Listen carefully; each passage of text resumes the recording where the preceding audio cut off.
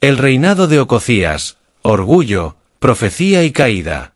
En los anales de la historia de Israel y Judá, pocos nombres evocan un destino tan trágico y fulminante como el de Ocozías, rey de Israel. Su reinado fue breve, pero estuvo marcado por la idolatría, la traición a Dios y un final digno de una historia épica. Acompáñame en este relato lleno de profetas, reyes caídos y la implacable justicia divina. Y el hijo del malvado Acab. Corría el tiempo en que el reino del norte, Israel, estaba sumido en la corrupción espiritual.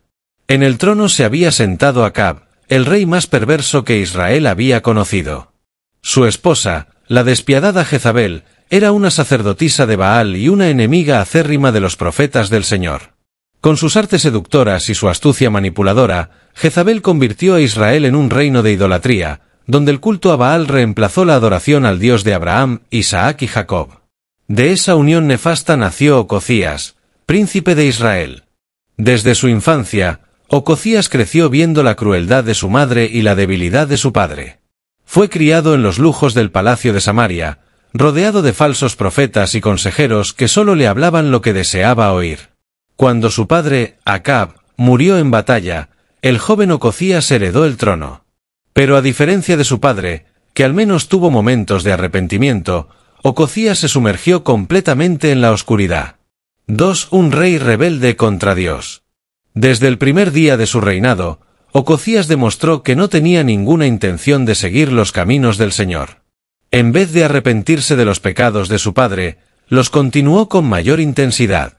Israel siguió rindiendo culto a Baal y Asera, y los profetas del Dios verdadero eran perseguidos o ignorados. Pero Dios, en su paciencia y justicia, no dejó a Israel sin advertencias.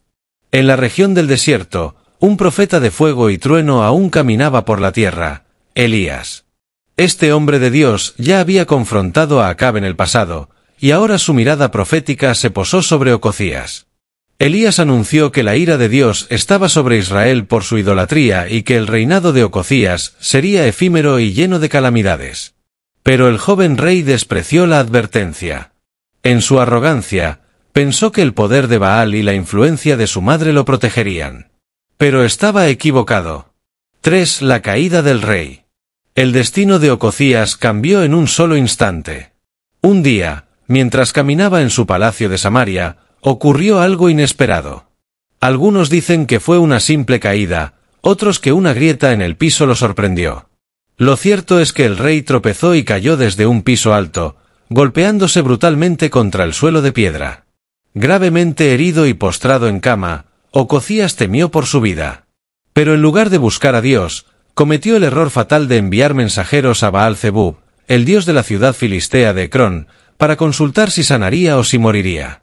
Dios no iba a permitir semejante afrenta. Mientras los mensajeros viajaban, un hombre los interceptó en el camino. Era Elías, el profeta de fuego.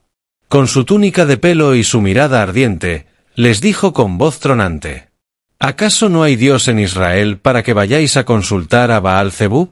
Así dice el Señor, por cuanto hiciste esto, no te levantarás de esa cama. Morirás. Los mensajeros, temblando, regresaron al palacio y relataron la terrible noticia al rey. ¿Cómo era ese hombre?, preguntó Ocozías, con temor en los ojos. Vestía un manto de pelo y tenía un cinturón de cuero, respondieron. El rey apretó los dientes con furia. Es Elías, el tisbita. Tráiganmelo. 4. Fuego del cielo. Ocozías no soportaba la idea de ser desafiado por un profeta. Lleno de ira, envió un escuadrón de 50 soldados a capturar a Elías. Los hombres encontraron al profeta en la cima de una colina. «¡Hombre de Dios!», gritó el capitán. El rey ordena que bajes inmediatamente. Elías, con la mirada fija en el cielo, respondió con voz solemne: «Si yo soy hombre de Dios, que descienda fuego del cielo y os consuma».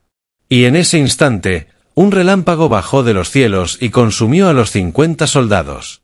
Ocozías, en su terquedad, envió otro escuadrón de 50. Se repitió la misma escena, fuego descendió y los redujo a cenizas. Pero el rey, enceguecido por su orgullo, mandó una tercera compañía. Esta vez, El capitán cayó de rodillas ante Elías y suplicó: «Ten misericordia de nosotros, hombre de Dios. No nos destruyas como a los otros». Dios vio la humildad del capitán y le ordenó a Elías que descendiera con él. Así que el profeta se presentó ante Ococías, y sin temor, le declaró en su propia cara: «Porque has consultado a Baal-Zebub en lugar de al Dios de Israel, jamás te levantarás de tu lecho. Morirás».